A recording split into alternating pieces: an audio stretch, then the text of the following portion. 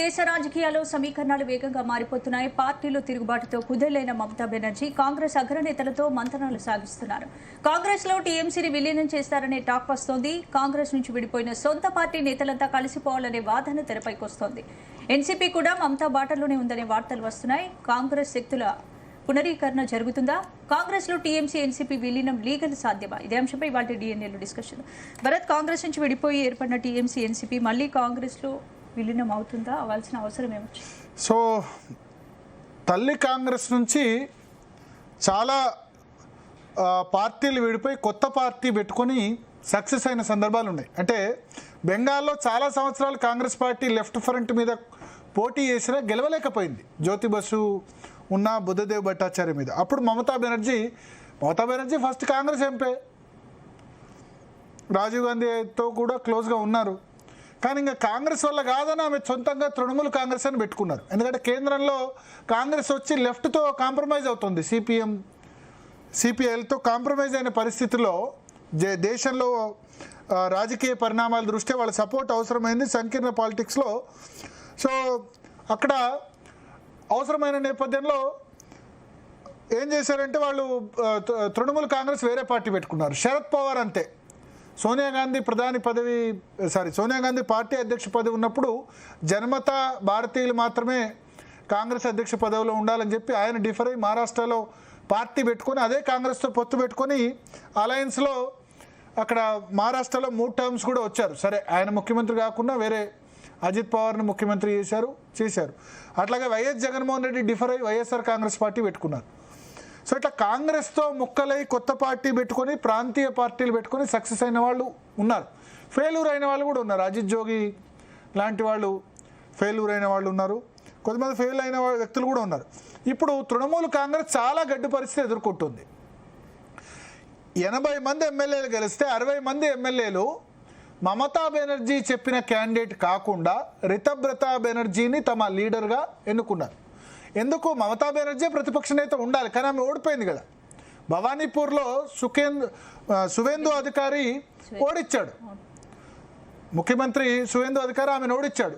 So ఆమె ఇప్పుడు లేదు కాబట్టి, అసెంబ్లీ మెంబర్ కాబట్టి ఎవరు శాసనసభాపక్ష నేత అన్నప్పుడు ఆమె ప్రతిపాదించిన క్యాండిడేట్ కాకుండా రితబ్రత బెనర్జీ అక్కడ అయ్యాడు. మమతా బెనర్జీని చీఫ్ అడ్వైజర్ పెట్టుకున్నారు. ప్రాబ్లం ఏంటంటే మమతా బెనర్జీకి అందరికీ సన్ స్ట్రోక్ ఉంటుంది, ఈమెకి అల్లుడు స్ట్రోక్ ఉంది, మేనల్లుడు స్ట్రోక్. అభిషేక్ బెనర్జీని ప్రమోట్ చేస్తుంది. ఈ ప్రాంతీయ పార్టీలు అన్నీ అంతే, టీఆర్ఎస్ అయినా, టీడీపీ అయినా, వైసీపీ అయినా, అకాలీదళ్ అయినా, డిఎంకే అయినా అన్నీ కూడా ఏంటంటే కొడుకులు కుటుంబాలకు రాసిచ్చేయడం.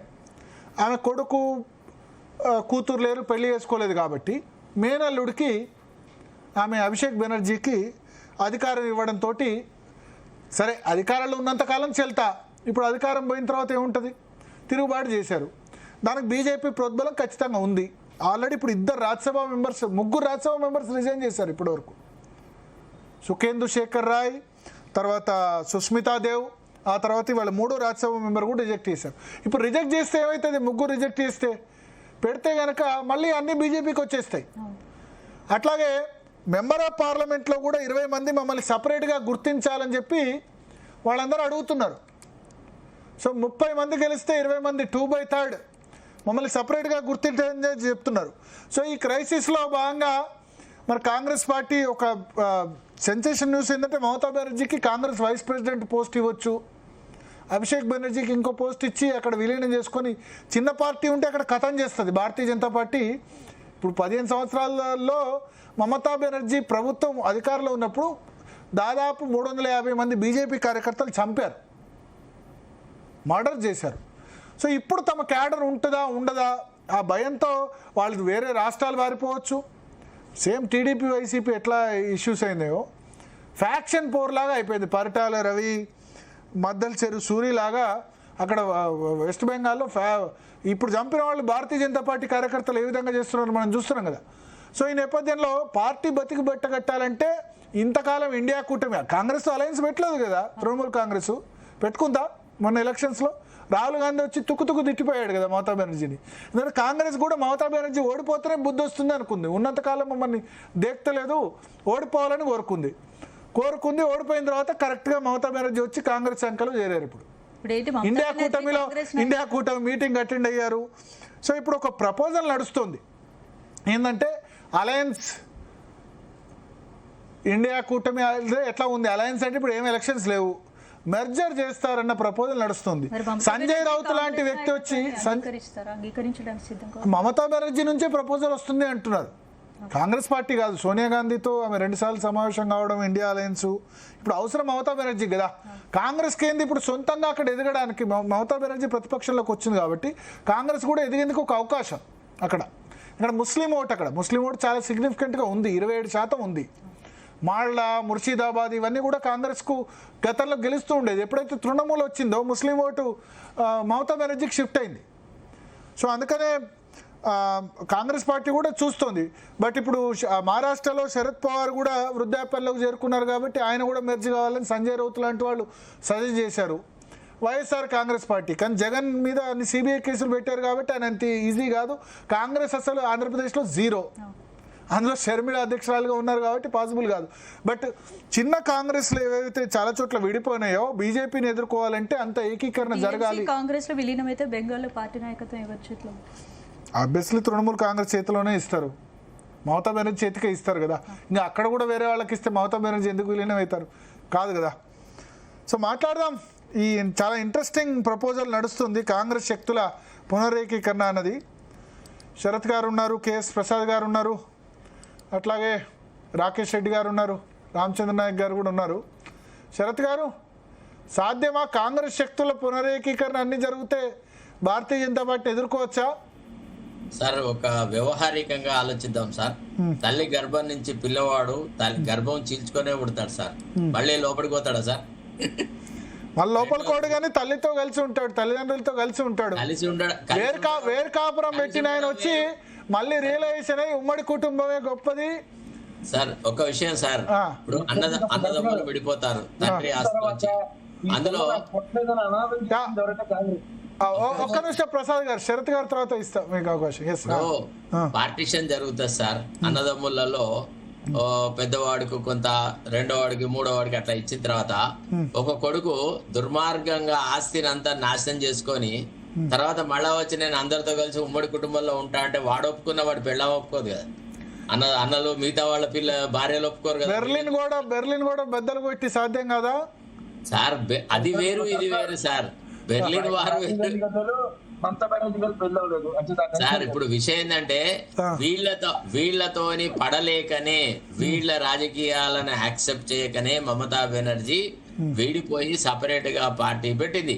ఇవాళ మమతా బెనర్జీ ఏంటంటే సోనియా గాంధీతో గాని కాంగ్రెస్ తో గాని కలిసడంలో మెయిన్ ఉద్దేశము ఇండియా కూటమికి సంబంధించి ఇప్పుడు ఆమె ఢిల్లీకి రావాలా ఏదో రకంగా. ఇప్పుడు ఆమె వెస్ట్ బెంగాల్లో ఉండలేదు సార్. ఆమె ఎక్కడి నుంచి కంటెస్ట్ చేద్దామని వాడిని పటేల్ ని అడిగింది, యూసుఫ్ పటేల్ ని, ఏమని నువ్వు రాజీనామా చేయమంటే వాడు నో అన్నాడు. నేను రాజీనామా పెట్టా, నేను ఎందుకు పెడతా అని వాడు యూసుఫ్ పఠాన్ బషీర్ ఘాట్ సీట్ ఎందుకంటే ముస్లిం డామినేషన్ సీటు. అయితే అతను నేను రాజీనామా చెయ్యా, నాకేం అవసరం, నేనెందుకు చేస్తా అని అన్నాడు. తర్వాత రెండోది ఏంటి అంటే ఇప్పుడు ఆమె ఏం చేస్తుంది నెక్స్ట్ 5 years వరకు ఆమె రాజకీయ జీవితం అంతే. ఎందుకంటే ఇప్పుడు షీఈ్ ఆల్రెడీ 71 years. తర్వాత రెండోది సోనియా గాంధీకి లాభం, మేనకా గాంధీ ఈమె కనుక మమతా బెనర్జీ కనుక వస్తే, ఎందుకంటే ఆమె కొడుకు ప్రధానమంత్రి అవ్వడానికి వెస్ట్ బెంగాల్ కూడా కొంత మద్దతుగా ఇచ్చే అవకాశం అంటే కొన్ని సీట్లు వస్తాయి. అదని కాంగ్రెస్ కి యాజ్ ఇట్ ఈస్ గా అక్కడ ఏం సీట్లు వస్తున్నాయి, ఎమ్మెల్యే సీట్లు ఎన్ని వచ్చినాయి? ఎవడన్నా సున్నాతో గుణించుకుంటాడా సార్ వాళ్ళని వాళ్ళు? ఇప్పుడు కాంగ్రెస్ అనేది 0. మీరు ఎందుకు అట్లా ఊహిస్తున్నారు? అది సాధ్యమే కాదు. తర్వాత ఆల్రెడీ ఇవాళ ఇతను ఎవరు కేసీ వేణుగోపాల్ అండ్ వీళ్ళు మీటింగ్ పెట్టినారు. జయరాం రమేష్ ప్రెస్ కాన్ఫరెన్స్ పెట్టినప్పుడు ఈ ప్రశ్న వేసినారు, ఏమని there is a talk that Mamata Banerjee is going to join Congress అని. అంటే వాళ్ళు అన్నారు నో మేము అట్లాంటిది ఏం అట్లాంటి డిస్కషన్ అంటారు, ఎస్ అంటారు. మొన్న సిద్ధరామయ్య మారుస్తున్నారా అంటే నోనోనే అన్నారు, తెల్లారు మార్చారు. ఏముంది? అది వేరు ఇది వేరు సార్. ఇప్పుడు ఇదేంటంటే అది వాళ్ళ ఇంటర్నల్ పార్టీ ఎఫైర్ కానీ 2 పార్టీల విలీనం అనే తర్వాత ఎన్ని ఎసెట్స్ ఉన్నాయి సార్ మమతా బెనర్జీకి, తృణమూల్ కాంగ్రెస్ కి. ఇప్పుడు ఈ ఆస్తులన్నీ కూడా వేరు కుంపటికి పోతాయి. రితబ్రత బెనర్జీకి వేరే వాళ్ళకి పోతాయనే కదా ఇప్పుడు భయం. ఎందుకంటే దేశంలో అత్యధిక అసెట్స్ ఉన్న రాజకీయ పార్టీలో భారతీయ జనతా పార్టీ, తృణమూల్ కాంగ్రెస్, బీఆర్ఎస్ ఈ 3 టాప్ 3. సార్ ఇప్పుడు సరే, కాంగ్రెస్ కు ఉన్న నేషనల్ హెరాల్డ్ ఆస్తులు వాళ్ళు బదలాయించుకున్నారు, కుటుంబానికి బదలాయించుకున్నారు, అది వేరే సంగతి. బట్ విషయం ఏంటంటే సార్, ఇప్పుడు ఏంటంటే ఈ ఆస్తులను క్రియేట్ చేసినప్పుడు వాళ్ళ గుత్తాధిపత్యం ఉండేటట్టుగానే ఆస్తులు క్రియేట్ చేసుకున్నారు. తదనంతరం కాంగ్రెస్ లెజిస్లేటివ్ పార్టీ లీడర్ కు పోయేటట్టుగాను అట్లా ఏం వీలునామాలు రాసుకోలేదు. అదంతా ఏం లేదు. ఇప్పుడు ఏదో అట్లా తాత్కాలికంగా కలుసుడు మాట్లాడు అది చేసినా యుద్ధం ఆమె చేస్తుంది. ఆమె అక్కడ నిన్న ఈ ఉద్దేశంలో కాంగ్రెస్ పార్టీ వీళ్ళు తృణమూలు, ఎన్సీపీ, వైఎస్ఆర్సీపీ ఇటువంటివన్నీ జాయిన్ అయితే బలపడదా? జాయిన్ అయితే సార్ మీరు ఆ ఊహాజనితమైన ప్రశ్న ఎట్లా సార్? జగన్ పోయి ఎందుకు కాంగ్రెస్ తో చేరుతాడు సార్? సున్నాతో గుణించుకుంటాడా ఆయన? మరి పోనీ అంటే చంద్రబాబు నాయుడు, రేవంత్ రెడ్డి ఇదంతా చూసుకుంటూ ఎందుకు సార్ మీరు మరి ఎక్స్పెక్ట్? జగన్ వదిలేయండి, ఎన్సీపీ, తృణమూల్ కాంగ్రెస్. ఎన్సీపీలో పరిస్థితి ఏంటి అంటే సుప్రియా సూలే మహిళ కాబట్టి ఆమె పరిస్థితి అగమ్య గోచరంగా ఉండద్దు అని నా కళ్ళ ముందే ఏదో ఒకటి జరిగిపోవాలన్న ఆలోచనతో ఒకవేళ ఏదైనా వయసు రీత్యా ఆలోచిస్తే చెప్పలేము. ఎందుకంటే Supriya Sule has not proved her leadership qualities. She is not like Mamata Banerjee, she is not like Jayalalitha or anybody else. అట్ట కాదు, ఈమె ఏదంటే తండ్రి వల్ల ఒక సీటు గెలుస్తూ వచ్చింది బారామతిలో. ఆమెను వేరే వాళ్ళతో పోల్చడానికి వీల్లేదు. ఇది చాలా ఊహాజనితమైన ప్రశ్న. మా తృణమూల్ కాంగ్రెస్ వాళ్ళు పొరపాట్లు కూడా కాంగ్రెస్ లో చేరారు, వాళ్ళ స్వతంత్రాన్ని వాళ్ళు కోల్పోరు. సరే, ఓటమి గెలుపులు కామను. 3 సార్లు వాళ్ళు రాజ్యాన్ని చెలాయించినారు. ఇవాళ కాకుండా రేపు ఇంకా అభిషేక్ బెనర్జీ కదా. మమతా బెనర్జీ అయితే మళ్ళీ ముఖ్యమంత్రి అయ్యే అవకాశాలు అయితే ఆమె జీవిత కాలంలో సాధ్యం కాదు. అభిషేక్ బెనర్జీ రాదా? నెక్స్ట్ టర్మ్ లో రాదా? ఎక్కడ సార్? ఇప్పుడు 71 సార్ ఆమె ఏజ్. 76. సిద్ధరామయ్య 78 ఏళ్ల వరకు ముఖ్యమంత్రి, యడ్యూరు 80 ఏళ్లకు ముఖ్యమంత్రి అయిన వాళ్ళు కూడా ఉన్నారు. లేదు సార్, అవన్నీ కాంగ్రెస్ పార్టీలో అవుతారు. కాంగ్రెస్ పార్టీ అధ్యక్షుడుగా 80 ఏళ్ళు ఆయన, 83 ఏళ్ళు అయినా అదంతా ఆ పార్టీలలో అవుతారు. కానీ ఇక్కడ కాదు, అది సాధ్యం కాదు. అసలు ఆమె అయిపోయింది కథం. ఆమె term is over. Mamata Banerjee as a ముఖ్యమంత్రిగా ఆమె టర్ము, ఆమె లైఫ్, రైట్ ఆర్ రాంగ్, ఆమె చేసిన పరిపాలన బట్టి ఆమె రాజకీయ జీవితాన్ని భవిష్యత్తులో నిర్ధారిస్తారు. అది వేరు, చరిత్ర డిసైడ్ చేస్తుంది ఏం చేయాలని. కానీ ఈ పార్టీలు వచ్చి కాంగ్రెస్ పార్టీలో చేరతాయని ఎవరు ఊహించలేరు, అది సాధ్యం కాదు. ఒకవేళ చేరిన ఈ కలహాల కుటుంబంలో మళ్ళా సేమ్ జనతా పార్టీ లాగా చేరిన తెల్లారి నుంచే కొట్లాడతారు. వీళ్ళు కలిసి ఉండు, విడిపోవడం, వీళ్ళు విడిపోవడం వల్లనే వీళ్ళు బాగుపడ్డారు. కాబట్టి విడిపోయి బాగుపడ్డాడు ఎవడు మళ్ళా కలిసి ఉండి దరిద్రాన్ని పంచుకుంటాడు సార్. మీరు ప్రసాద్ గారు చెప్పండి. చిన్న కుటుంబం చింతలేని కుటుంబం అంటారు శరత్ గారు, ఉమ్మడి కుటుంబం వద్దంటారు.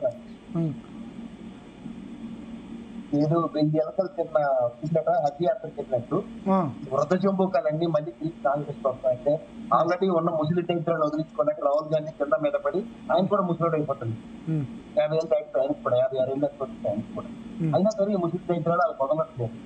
వీళ్ళు మళ్ళీ ఆ శరద్ పవార్ ఆ కూతురు గారికి ఎలాగోలాగా పునరావృత కార్యక్రమం చేసి కాంగ్రెస్ లో చేర్పిస్తే, మళ్ళీ మీకు చెప్తున్నాను, కాంగ్రెస్ హటావో దేశ్ బచావో అన్న నినాదం కాంగ్రెస్ లోంచి బయటకు వచ్చిన వాళ్ళు ఆల్రెడీ బీజేపీ కన్నా ముందే తీసుకున్నారు. అందుకే మీరు జాగ్రత్తగా గమనిస్తే వెస్ట్ బెంగాల్ లో 30 ఏళ్ళు పరిపాలించిన కమ్యూనిస్ట్ వాళ్ళని కాంగ్రెస్ వాళ్ళని ఎంటర్టైన్మెంట్ చేస్తారు మమతా బెనర్జీ. ఇవాళ ఈ ఒక దెబ్బకి 3 పెట్లు కొట్టిన బీజేపీ ఏం చేసిందంటే ఈ ధర్మతో ఇంక్లూడింగ్ మమతా బెనర్జీ కూడా తల్లి దరివేసి 3 సార్లు వాటించిన తర్వాత అక్కడ కాంకర్ చేశారు.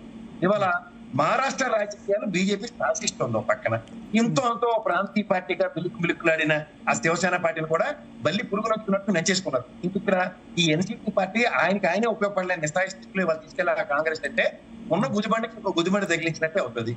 ఇంకోటి, ఇక్కడ ఉన్న తృణమూల్ కాంగ్రెస్ అంటే మొత్తం నొల్ల గుండు గీసేస్తారు అక్కడ ఉన్న వాళ్ళందరికీ. వాళ్ళు ఓడిపోయిన ఎమ్మెల్యేలకి, ఎంపీలకి నొల్ల గుండు గీసి కూర్చోపెడతారు అక్కడ.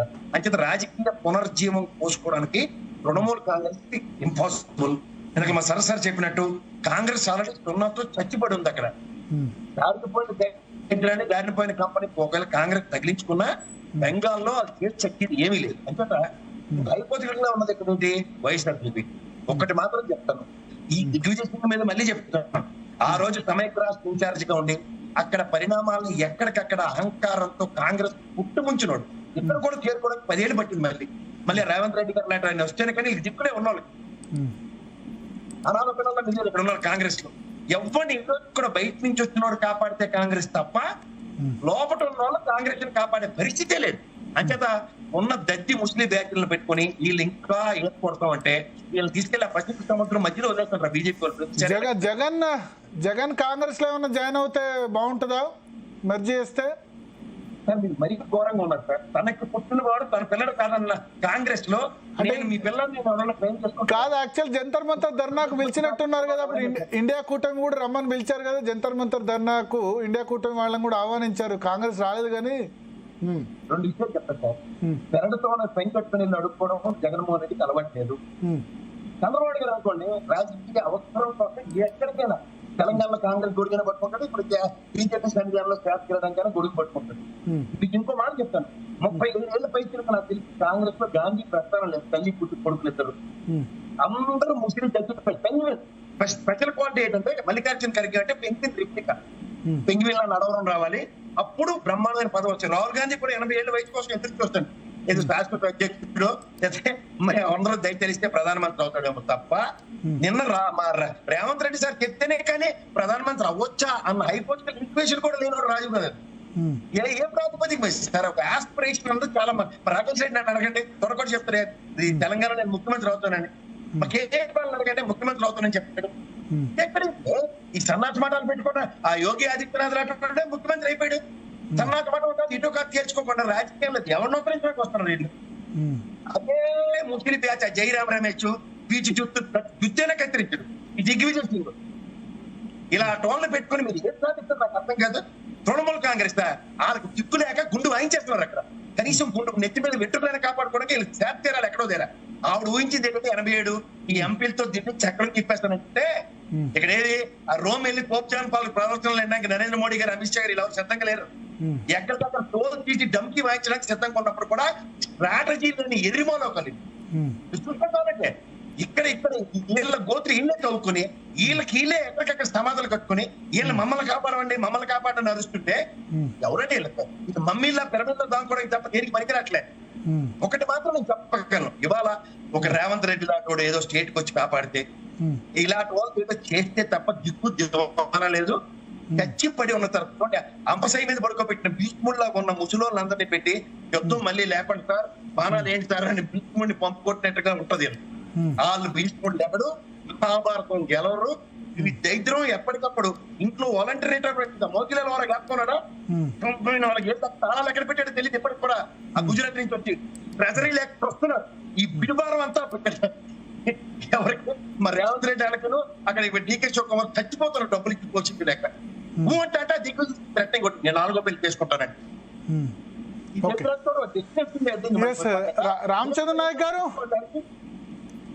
రామచంద్ర నాయక్ గారు ఏంది తృణమూల్ కాంగ్రెస్ ఎన్సిపి జగన్ సరే జగన్ పక్కన పెడతాం కానీ తృణమూల్ కాంగ్రెస్ ఎన్సిపి భరత్ గారు ఒకటి చేరితే స్ట్రెంత్ అవుతుందా కాంగ్రెస్? ఇప్పుడు ఒక్కటండి, దేశ ఆర్థిక పరిస్థితి రోజున సంక్షోభంలో పడిపోతున్న సంగతి మనం గమనిస్తూనే ఉన్నాం.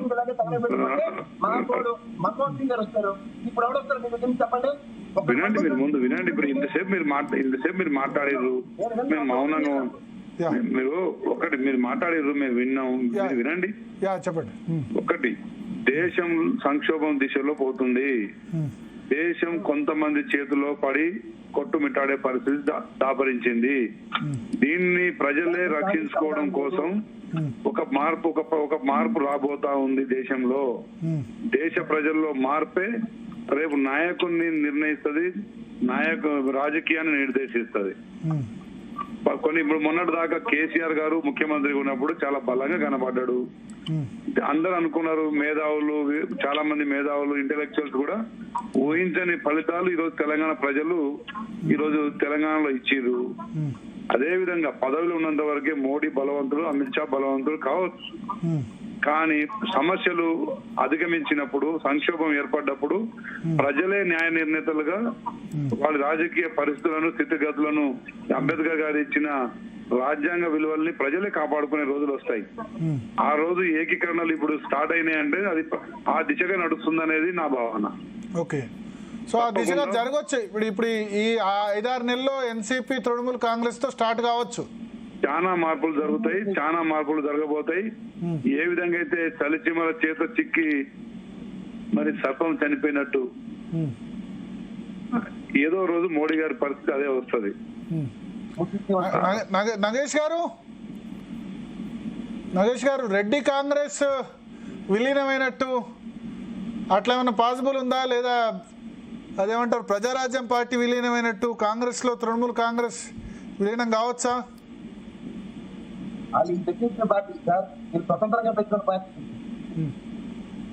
నగేష్ గారు మ్యూట్ తీసేసి మాట్లాడండి. ఎస్, ఇప్పుడు మీరు చెప్పిన పార్టీలన్నీ వాళ్ళ పరిస్థితులు వేరు, ఇక్కడ తృణమూల్ కాంగ్రెస్ సిచ్యువేషన్ వేరు. ఎందుకైతే ఇది 15 ఏళ్ళు పరిపాలించింది వెస్ట్ బెంగాల్. సడన్ గా మీరు తప్పుకోండి మేము కాంగ్రెస్ విలీనం అయిపోండి అనేది ఇది మరి దీనికి ఒప్పుకుంటారు లేదు. ఇప్పుడు తృణమూల్ కాంగ్రెస్ పరిస్థితి చూడండి. ఇప్పుడు లీడర్స్ అందరూ పోయినట్టుగా, ఎమ్మెల్యేస్ అందరూ ఇటుపక్క వెళ్ళిపోయారు, ఎంపీస్ కూడా మెల్లిమెల్లిగా పోతున్నారు. ఎంపీస్ కూడా 19 మంది లోక్సభ ఎంపీస్, 3 రాజ్యసభ ఎంపీస్ పోయారు. సో ఇప్పుడు ఏమిటంటే, బట్ తృణమూల్ కాంగ్రెస్ లో మమతా బెనర్జీ ఫ్యాక్షన్ ఏమంటున్నారంటే, మా దగ్గర 30 లక్షల క్యాడర్ ఉన్నారు, వాళ్ళు అలాగే ఉన్నారు, మమ్మల్ని వాళ్ళు నమ్ముతున్నారు అనేది వాళ్ళు చెప్పుకుంటున్నారు. ఇలాంటి పరిస్థితుల్లో ఆవిడ లడ్డూలాగా ఈ క్యాడర్ ని తన ఏదైతే లీడర్షిప్ ని కాంగ్రెస్ కి అప్పచెప్తుందా అనేది క్వశ్చన్. ఇప్పుడు ఈ ఆఫర్ అనేది నేను విలీనం అయిపోతానని ఈవిడ చెప్పినట్టు ఎక్కడా లేదు. సోనియా గాంధీ ఈవిడ్ని రమ్మని, నువ్వు వైస్ ప్రెసిడెంట్ గా నువ్వు ఏమిటంటే డైరెక్ట్ గా మల్లికార్జున్ ఖర్గేకి రిపోర్ట్ చేస్తావు, ఈ మేనల్ అభిషేక్ బెనర్జీనేమో జనరల్ సెక్రటరీ చేస్తాం అనేది అనే రిపోర్ట్స్ వచ్చాయి. కానీ దీనికి ఏమిటంటే టిఎంసి మమతా బెనర్జీ కానీ అభిషేక్ బెనర్జీ కానీ దీనికేమి రెస్పాండ్ అయినట్టుగా లేదు. వాళ్ళు ఇప్పుడు సంక్షోభంలో ఉన్నప్పుడు వాళ్ళు కాంగ్రెస్ సహాయం కావాలి, కానీ మీరు కాంగ్రెస్ లో విలీనం అయిపోండి అనేది నాకైతే ఎట్లాగా టిఎంసీకి యాక్సెప్టబుల్ ఉంటుందో నాకు అర్థం కావట్లేదు. ఎందుకైతే ఇప్పుడు 29 ఎలక్షన్స్ లో ఏం జరుగుతుందో అనేది అడుగుతున్నారు. బట్ ఏంటంటే అంటే 29 ఎలక్షన్స్ కాకపోయినా దాని తర్వాత 2034 ఎన్నికల్లోని ఈవిడది ఇప్పుడు మీరు చెప్పినట్టుగా 70 సంవత్సరాలు, 29 కి 76 సంవత్సరాలు జరుగుతాయి. 34 కి ఆమె సీన్ లోనే ఉండకపోవచ్చు, అంటే పొలిటికల్ గా యాక్టివ్ గా ఉండకపోవచ్చు. బట్ ఉన్నాడు కదండి అభిషేక్ బెనర్జీ. ఈవిడికి అభిషేక్ బెనర్జీ కెరియర్ ని బిల్డప్ చేయడానికి ఎంత ఆతృతగా ఉందంటే, ఇవాళ ఆయన ఇంకో బెనర్జీ అన్నాడు, ఇది ఆయన రైట్ హ్యాండ్ మ్యాన్ దీదీకి, రితబ్రత బెనర్జీ కాదు, ఇంకో ఆయన అండి పెద్ద ఆయన. సో ఆయన ఏమన్నాడంటే, you choose between Abhishek and me, ultimatum ఇచ్చాడు ఆయన. Kalyan Banerjee choose between Abhishek and me, మీరు 24 అవర్స్ మీరు డిసైడ్ చేయకపోతే నేను కూడా వెళ్ళిపోతాను. అది ఆయన పార్టీలో చాలా సీనియర్ లీడర్. సో ఇప్పుడు ఏమిటంటే ఆవిడ ఇలాంటి పరిస్థితుల్లోని ఏది పార్టీని అంతా వదులుకుని పార్టీని విలీనం చేసి ఇప్పుడు కాంగ్రెస్ లో కలిస్తే డిజాల్వ్ చేసినట్టుగా కదా, అంతే. ఇంకా పార్టీకి ఇంకెక్కడ ఒక అడ్రస్ ఫ్యూచర్ ఇంకేం ఉండదు. నేను అనుకోవడం దానికి ఈవిడికి సుముఖంగా ఉండదు అనేది నేను అనుకుంటున్నాను. అయితే ఇది ఎవరికి అడ్వాంటేజ్ ఉంటుంది అంటే కాంగ్రెస్ కి డెఫినెట్ గా అడ్వాంటేజ్ ఉంటుంది. ఎందుకు వస్తున్నాయి 3-4 రోజులుగా ఈ స్పెక్యులేషన్స్ చాలా? ఇప్పుడు ఈవిడ చాలా డెస్పరేట్ గా ఉందండి, ఈవిడికి బాధపడలేదు ఏం చేయాలో. మీరు గమనిస్తే ఈవిడ మొదట స్టేట్మెంట్ ఏమొచ్చింది, నేను ముఖ్యమంత్రి పదవి నుంచి దిగనంది ఆవిడ, రాజీనామా చేయనంది ఆవిడ. హాస్యాస్పదంగా ఉందంటే అసలు ఈవిడతో సంబంధం లేకుండా గవర్నర్ అసెంబ్లీ డిజాల్వ్ చేశారు. సో ఆవిడ మెంబర్షిప్ పోయింది అసెంబ్లీలో. సో దాని తర్వాత ఈవిడ చాలా లోకీలో ఉంది, స్టేట్మెంట్స్ ఇవ్వటం లేదు. సో ఈవిడికి అర్థం కావట్లేదు ఏం చేయాలో అనేది. సో దానివల్ల అంటే షీఈస్ డైరెక్షన్ లెస్. ఏమి చేయాలో ఈ రెబెల్స్ ని ఎట్లాగా అసలు అసలు ఒక ఎఫర్ట్ జరగటం లేదు. రెబెల్స్ ని దగ్గర తెచ్చుకుని అభిషేక్ బెనర్జీని ఏది మందలించి కానీ దూరంగా పెట్టడానికి కానీ ఏది ప్రయత్నం చేయటం. ఎందుకు అసలు మమత చాలా సింపుల్ లివింగ్ కదా. నేను ఆమె ఇల్లు చూసా కాళీ టెంపుల్ దగ్గర. ఒక 2 రూములు ఉంటాయి ఇంట్లో అంతే. ఇప్పటికీ అదే ఇంట్లో ఉంటుంది. ముఖ్యమంత్రి అధికారిక నివాసం ఉండదు. చాలా లో కీ ప్రొఫైల్. మారుతి 800 కారు వాడేది రైల్వే మినిస్టర్ ఉండగా. ఆ తర్వాత కూడా ఎందుకు ఆమె కూడా సరే సంతానం కూడా లేదు, పెళ్లి చేసుకోలేదు. మళ్ళీ వచ్చేసి ఇవన్నీ పదవికాంక్ష లేదు. కమ్యూనిస్ట్ కంటే అల్ట్రా ఏమంటారు, ఇంకా కమ్యూనిస్ట్ కంటే ఎక్కువ లైఫ్ స్టైలు. సరే ఇంత వచ్చినా సరే సన్ స్ట్రోక్ లాగా ఎందుకు అభిషేక్ బెనర్జీని రాజకీయ వారసత్వంగా ప్రూవ్ చేయాలని ఎందుకు ఆ ఒక్క విషయంలో మాత్రం ఎందుకు పట్టుదల? సింపుల్ లివింగ్ అనేది ఒక ఎత్తు, కానీ ఏమిటంటే ఏది ఆవిడకి పొలిటికల్ అంబిషన్స్ కానీ తన ఏది ఆమె తర్వాత ఎవరైతే ఏంది ఆమెకు, ఆమె ఉండగా అయితే ఆమెనే కదా. ఇప్పుడు నేను చెప్పేది మీకు మాట, మీరు మహాత్మా గాంధీకి నెహ్రూని చేయాలనేది ఎంత ఇది, నెహ్రూ సరే కొడుకు కాదు చూడటం కాదు అనుకోండి. సర్దార్ పటేల్ కూడా మంచి ఇది ఉంటే అసలు కాంగ్రెస్ వర్కింగ్ కమిటీలో చాలా తక్కువ సపోర్ట్ ఉండేది నెహ్రూకి. బట్ ఆయన చేశాడు కదా. గాంధీకి కూడా ఇది తప్పలేదు కదా. నెహ్రూ కొడుకు కాకపోయినా కొడుకు లాంటి వాడే కదా. సో గాంధీ కన్నా సింపుల్ లివింగ్ అసలు ప్రపంచంలో ఎవరు లేరు. సో ఇదొక ఎత్తు, అదొక ఎత్తు.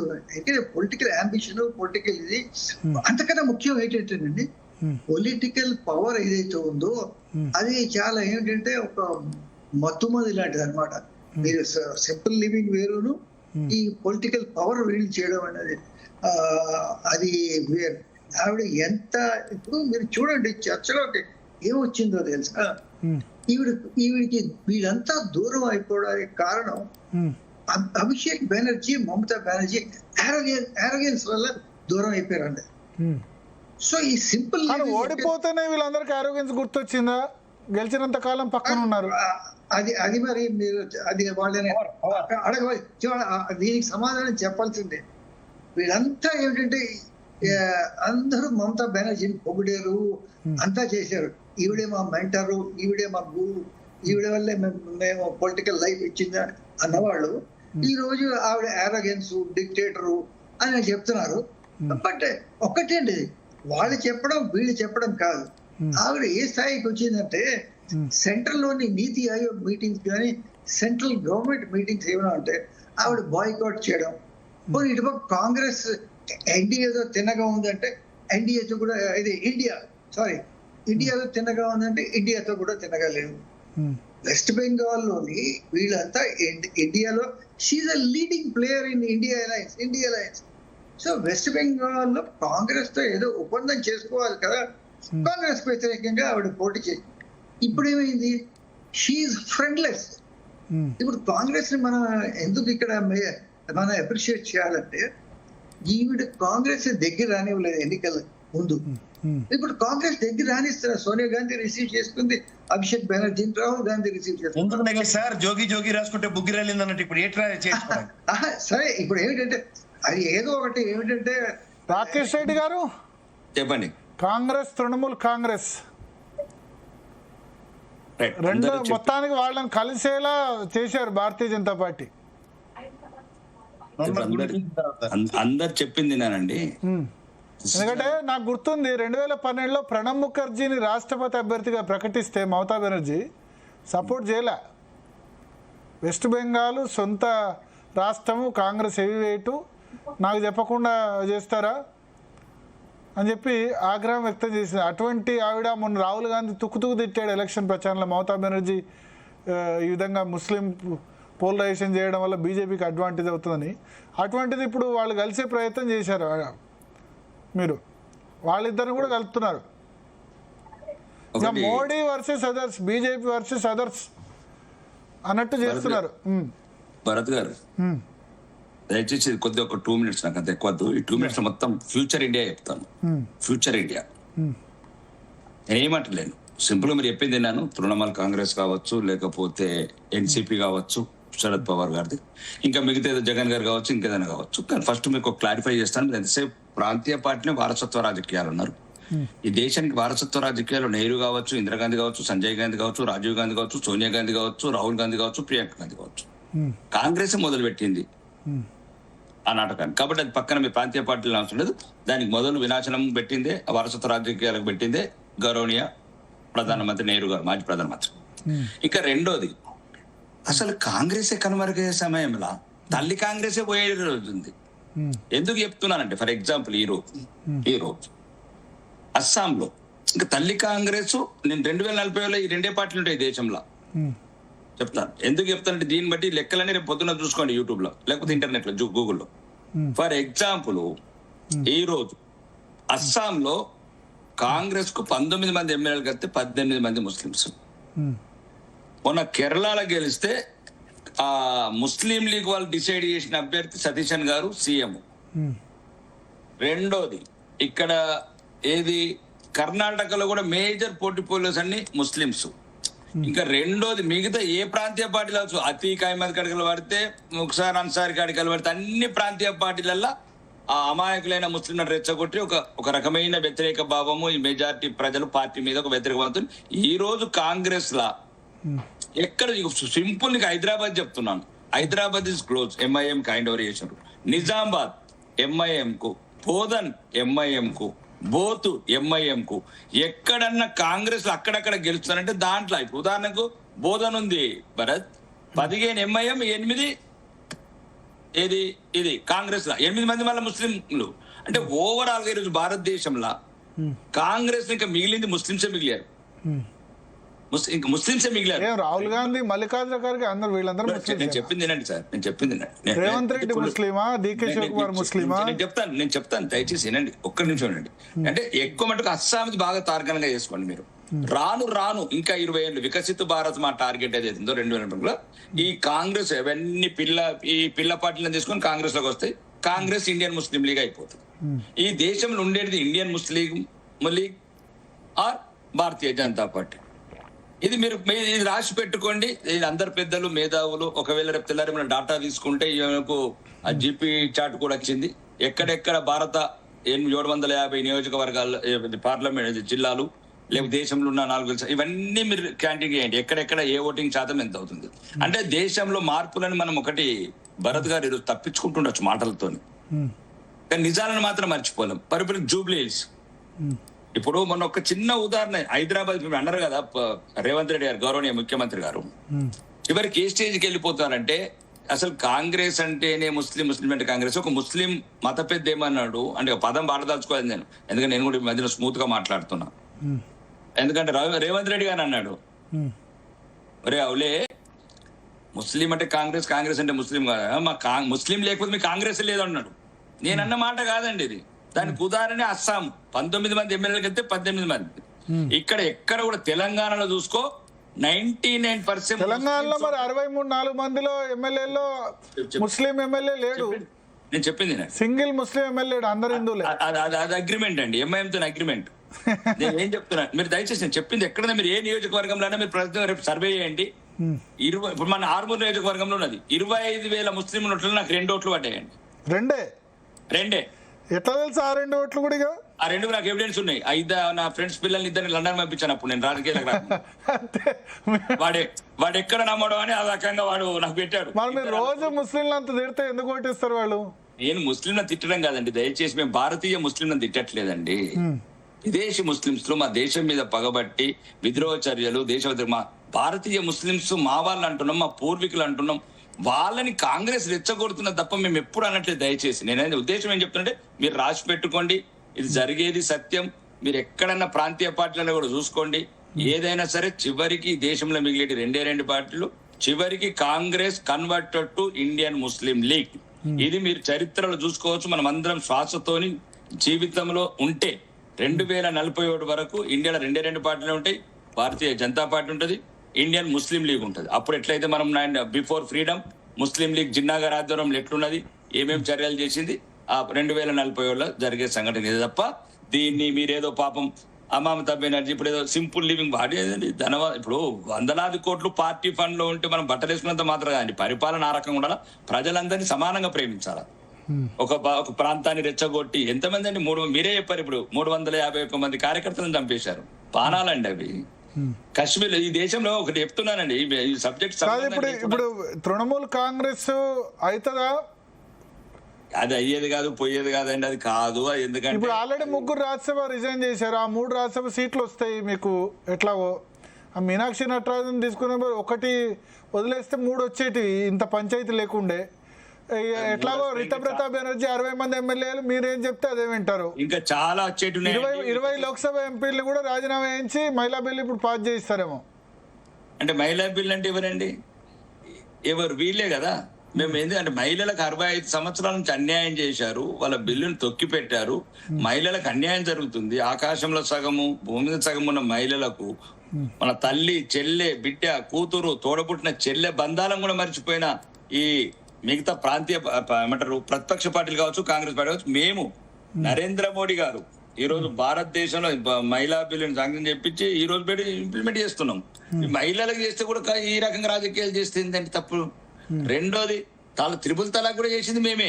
ఏది చేసినా మేము చేయాల్సిందే దేశంలో. ఒకటి మాత్రం మళ్ళీ మీరు గమనించుకోండి, నిన్న కూడా డిబేట్ లో చెప్పిన, మెజార్టీ ఉంటేనే చేస్తామని ఒకటి ఇప్పుడు మీరు మర్చిపోతున్నారు భరత్ గారు. మెజార్టీ లేకుండా ప్రోగ్రామ్ టెస్టులు చేస్తాం మేము. మాకు భారతీయ జనతా పార్టీకి దేశమే ముఖ్యం. అధికారంలో ఉంటాం. ప్రోగ్రామ్ టెస్ట్లు చేయండి కానీ పొలిటికల్ టెస్ట్లు చేయొద్దు. పొలిటికల్ టెస్ట్ చాలా చేసినాం. 23 పార్టీలతో సంకీర్ణ ప్రభుత్వం నడిపిండు వాజ్పేయి గారు, 303తోని. ఇప్పుడు ఆ ఇండియా కూటమి సంకీర్ణాన్ని విచ్ఛిన్నం నరికేస్తున్నారు. అట్లా ఇట్లా కాకుండా ఆమ్ ఆద్మీ పార్టీని 8 మంది రాజ్యసభ సభ్యులు లేపేసి విలీనం చేసేసుకున్నారు. సార్ ఒకటి, మేము ఎవరిని నరికేసే అవసరం లేదండి. భారతీయ జనతా పార్టీ దీని చరిత్ర వేరు, దీని సిద్ధాంతాలు. ఎవరు టార్గెట్? తృణమూల్ కాంగ్రెస్ అయిపోయింది. నెక్స్ట్ టార్గెట్ ఎవరుగా ప్రాంతీయ పార్టీల్లో? చివరికి చెప్పలేం. రాహుల్ గాంధీ కూడా వచ్చి మా పార్టీలు చేరుతారు. దేశం అంటే ఇష్టమై దేశభక్తి పెరిగి అంటే ఇప్పుడు దేశభక్తి పెరిగి ఇన్నొద్దులు దేశాన్ని నేను ద్వేషించాను, జార్జ్ సోర్స్ లాంటి వాళ్ళ మాటలు బట్టి గట్టిగా ఉన్న పార్టీ అంటే డిఎంకే కూడా ఏమన్నా నగేష్ గారు ఏమైనా ఛాన్స్ ఉందా? నెక్స్ట్ బీజేపీ రాడార్లు ఎవరున్నారు? ఇక మమతా బెనర్జీ పని అయిపోయింది, శరద్ పవార్ పని అయిపోయింది, చీల్చేశారు. శివసేన ఉద్ధవ్ ఠాకరేని ముక్కలు చేశారు, ఎన్సీపీని ముక్కలు చేశారు. సరే కాంగ్రెస్ ఎట్లా ఉంటుంది కానీ సిపిఎం బతికి లేదు. వీళ్ళు రాడార్లు ఎవరు? డిఎంకేను విజయ్ని కూడా ఏమైనా చేస్తారా? విజయ్ని డిఎంకేని చేయడం కొంచెం కష్టం కాదు. ఇవన్నీ 2 కొంచెం యాంటీ బీజేపీ పార్టీ ఇవన్నీ. దీన్ని ఇప్పుడు అఫ్కోర్స్ మమతా బెనర్జీ కూడా యాంటీ బీజేపీ ఉంది. సార్ తృణమూల్ కాంగ్రెస్ లో ముస్లిం ఎమ్మెల్యేలు, ముస్లిం ఎంపీలు బీజేపీ సపోర్ట్ కు వచ్చేసారు కదా. బషీర్ ఘాట్, యూసఫ్ పఠాన్ వచ్చి బీజేపీ సపోర్ట్ చేస్తున్నాడు. అంటే మరి డిఎంకే తన ద్రవిడియన్ ఐడియాలజీ చెప్తున్నది, యాంటీ హిందీ అంటున్నది, 3 లాంగ్వేజ్ ఫార్ములాని వ్యతిరేకిస్తున్నది. అలాంటి పరిస్థితుల్లో అది బీజేపీలో చేరితే ఇక మిగిలిన ప్రాంతీయ పార్టీలు గట్టిగా వైసీపీ, తృణమూల్, మన టిఆర్ఎస్, టీడీపీ ఎట్లాగో ఎన్డీఏలో ఉంది, జేడీయూ ఖతం, నితీష్ కుమార్ అయిపోయింది. అంటే మీరు ఒక్కొక్క పార్టీ టీఆర్ఎస్ కూడా ముక్కలు అవుతుంది కదండి భరత్. టీఆర్ఎస్ కూడా ముక్కలు అవుతుంది. చేస్తారా ముక్కలు? అయిపోయింది, ఒక ముక్క అయిపోయింది, ఇంకా ఒక ముక్క అయిపోయింది, ఇంకా 2 ముక్కలు రెడీ ఉన్నాయి. ఏ ముక్క అయింది? ఎవరు ముక్క? కవిత అంటారా? ఓకే, అంటే కవిత వెనుక కూడా మీరే ఉన్నారా? మేమెందుకండి, మేము ఉన్నామా లేదండి. టీఆర్ఎస్ ముక్కలు కాదు, వాళ్ళిచ్చి వాళ్ళు ముక్కలు అయితే దేశం మీద ప్రేమ, ధర్మం మీద ప్రేమ ఉన్న వాళ్ళందరూ, అభివృద్ధి మీద ఆకాంక్ష ఉన్న వాళ్ళందరూ మాతో చేరుతున్నారు. అభివృద్ధి పట్ల వికసిత భారత్ 2040 వరకు ఏదైతే మేము వికసిత కళలు కంటున్నామో అభివృద్ధిని కాంక్షిస్తున్నారు. ప్రాంతీయ పార్టీ ఒకటి చెప్పండి మీరు. కానీ ఇప్పుడు మమతా బెనర్జీ కూడా ఇట్లా చేసింది. ఫ్యూచర్ లో రేపు కాంగ్రెస్ వస్తే మిమ్మల్ని ఇట్లా చేయదని గ్యారంటీ ఉంది? మళ్ళీ మీకు అదేనండి, మీరు గమనించాల్సింది ఏంటంటే భారతీయ జనతా పార్టీ దీని సిద్ధాంతాలు, దీని నైతికత, దీని విలువలు వేరండి. ఒక భీష్ముడు లాంటి దేశ రాజకీయాల్లో వాజ్పేయి గారు భారత పార్లమెంట్ లో మాట్లాడిన మాటలేనండి. ఈ రోజు మమ్మల్ని ఆ రోజు ఒక్కోటితో ఓడిపోయిన రోజు ఈ రకంగా మీరు వికటాసం చేసి నవ్వుతున్నారు. భారతదేశ ప్రజలు మొత్తం మిమ్మల్ని చూసి నవ్వే రోజు వస్తుందని చెప్పి ఇది భారతీయ జనతా పార్టీ. ఒకవేళ ఇక్కడ పార్టీలు వారసత్వ రాజకీయాలు లేవండి. ఎవడొచ్చినా దేశాన్ని ప్రేమించాలా, ఎవడొచ్చినా ధర్మాన్ని ప్రేమించాలా, అందరినీ ప్రేమించాలా, దేశాన్ని అభివృద్ధి కాంక్షించాలా ఈ పార్టీ. మీరు అన్నట్లు ఏ పార్టీలు వచ్చినా కుటుంబాలను ప్రేమించాలా, అవినీతిని ప్రేమించాలా, అధర్మాన్ని ప్రేమించాలా. ఇది ఎప్పటికీ భారతీయ జనతా పార్టీ ఇది ఒక రకమైన ఒక మహనీయుడు సిద్ధాంతాలతో 1925 ఆర్ఎస్ఎస్ భావజాలంతో విశ్వమున్నొద్దులు విశ్వకేతనం ఎగిరేయడానికి ఎగిరిన ఒక సంస్థ భరత్ గారు. ఇది ఒక పొలిటికల్ పార్టీ కాదు. నగేష్ గారు ఇన్ని ప్రాంతీయ పార్టీలు ముక్కలు చేసే ప్రజలు మరి ఎట్లా యాక్సెప్ట్ చేస్తున్నారు బీజేపీని? ప్రాంతీయ లెవెల్ ఇప్పుడు వెస్ట్ బెంగాల్ అంటే ఈ తృణమూల్ కాంగ్రెస్ లో పాపాలు పండాయండి. తృణమూల్ కాంగ్రెస్ ఏం చేస్తున్నది, అంతకుముందు సిపిఎం లెఫ్ట్ పార్టీ వాళ్ళు హఫ్తా కరెక్ట్ చేసింది, గుండాలు పెట్టి చేస్తున్నారు. అంతకుముందు కాంగ్రెస్ చేస్తుంది. సో ప్రజలు ఇంకా విసిగిపోయి అప్పుడు వాళ్ళు తీసేసి పెట్టారు. బట్ మీరు వేరే ఎగ్జాంపుల్ తీసుకున్నారు చూడండి, ప్రతి పార్టీ ప్రింట్ అయిపోయి బీజేపీతో వచ్చేస్తుంది అనేది అది కరెక్ట్ కాదేమో. ఎందుకంటే ఇప్పుడు డిఎంకేకి స్ట్రాంగ్ ఐడియాలజీ ఉంది. అది ఇవాళ నిన్న వచ్చింది ఐడియాలజీ కాదు, అది పెరియార్ టైం నుంచే ఐడియాలజీ ఉన్నది. అది వాళ్ళు ఐడియాలజీ ఏంటి, ద్రవిడియన్ ఐడియాలజీ. ఈ నార్త్ ఇండియన్ పార్టీ వాడు వ్యతిరేకం. అయితే ఇప్పుడు వేరే పార్టీస్ ఉన్నాయనుకోండి కొంతమంది, దాని తర్వాత కవిత ఎందుకు బీజేపీలో చేరుతుందండి? ఆవిడ అన్ని రోజులు జైల్లో పెట్టి బీజేపీ వాళ్ళు ఆవిడ బీజేపీలో చేస్తుందంటే కొంచెం అది take it with pinch of salt. Jaganmohan Reddy ఉన్నారు, ఆయనకి మరి ప్రత్యేకంగా ఐడియాలజీ ఉందో, వెల్ఫేర్ స్కీమ్స్. జగన్మోహన్ రెడ్డి ఒకవేళ ఫ్యూచర్ లో కాంగ్రెస్ అధికారంలోకి వస్తే, ఇండియా కూటమిలో వస్తారు అధికారంలోకి వస్తే, ఆయన ఇప్పుడు ఎవరితోటి అలైన్ లేదు కదా, డెఫినెట్ గా వస్తాడు. అధికారంలో వస్తే నేను కూడా ఆయనకి ఎందుకంటే వేరే అంటే ఆ జైల్లో పెట్టింది అది గుర్తు లేదా? సేమ్ మీరు అన్న కవిత లాజిక్ ఇక్కడ జగన్మోహన్ రెడ్డి విషయంలో గుర్తు ఉండదా? మరి ఇప్పుడు మరి ఎటో అటు చేరాలి కదా ఆయన. ఇప్పుడు బీజేపీలో చేరలేడు. బీజేపీలో చేరకున్నా బీజేపీతో అండర్స్టాండింగ్ అయితే ఉంది లాస్ట్ 12 సంవత్సరాలుగా ఉంది. బట్ చంద్రబాబు నాయుడు అక్కడ ఉన్ననాళ్ళు ఈయన డైరెక్ట్ గా చేరిపోలేడు కదా. దాని తర్వాత బీజేపీ కూడా 2 సార్లు ఆలోచిస్తుంది ఇది 2 ఆపోజిట్ ఫోర్స్ ని తన దగ్గర పెట్టుకోవడం. Okay. So thank you Nagesh గారు, రాకేష్ రెడ్డి గారు, అడ్వకేట్ శరత్ గారు, కేఎస్ ప్రసాద్ గారు, రామచంద్ర నాయక్ గారు. సో మొత్తానికి తృణమూల్ కాంగ్రెస్ కొద్దిమంది ఏమో 2 మునిగిపోయాయని ఆవాలంటారు, కొద్దిమంది ఏమో ఈ 2 కలిస్తే డెఫినెట్గా కాంగ్రెస్ నుంచి విడిపోయిన శక్తుల పునరేకీకరణ జరుగుతుంది, ఎన్సీపీ కూడా విలీనం కావచ్చు. ఇంకా చాలా బీజేపీని తట్టుకోవాలంటే ఇప్పుడు ప్రాంతీయ పార్టీలకు ఒక జాతీయ పార్టీ అవసరం, అందుకు కాంగ్రెస్ ఆ పాత్ర పోషిస్తుందని కూడా అంటారు. చూద్దాం రాబోయే రోజుల్లో ఎటువంటి పరిణామాలు జరుగుతాయి. ఇప్పటికైతే 2 పార్టీలు దీని మీద ఇదేం జరగట్లేదు అంటున్నా, బట్ ఇప్పుడున్న పరిస్థితుల్లో ఏదైనా సాధ్యమే. ఎందుకంటే కాదంటే అవుననిలే, అవునంటే కాదనిలే అని కూడా అనుకోవచ్చు. చూద్దాం రాబోయే రోజుల్లో ఏం జరుగుతుంది. బట్ చాలా సీరియస్గా తృణమూల్ కాంగ్రెస్ స్ప్లిట్ చేసే ప్రయత్నం మాత్రం భారతీయ జనతా పార్టీ చేస్తుంది. 3 రాజ్యసభ సభ్యులు ఇప్పటివరకు రిజైన్ చేశారు. సో ఆ ప్లేస్లో మళ్ళీ 3 భారతీయ జనతా పార్టీ రాజ్యసభ సభ్యులు ఎన్నిక కానున్నారు. మీనాక్షి నటరాజన్ కేసు కూడా రేపు సుప్రీంకోర్టులో ఉంది. సో రేపటి డిఎన్ఏలో వీటన్నిటికి సంబంధించి కూడా విస్తృతంగా చర్చిద్దాం. ఇది వాళ్ళ DNA. Stay tuned to Zee Telugu news.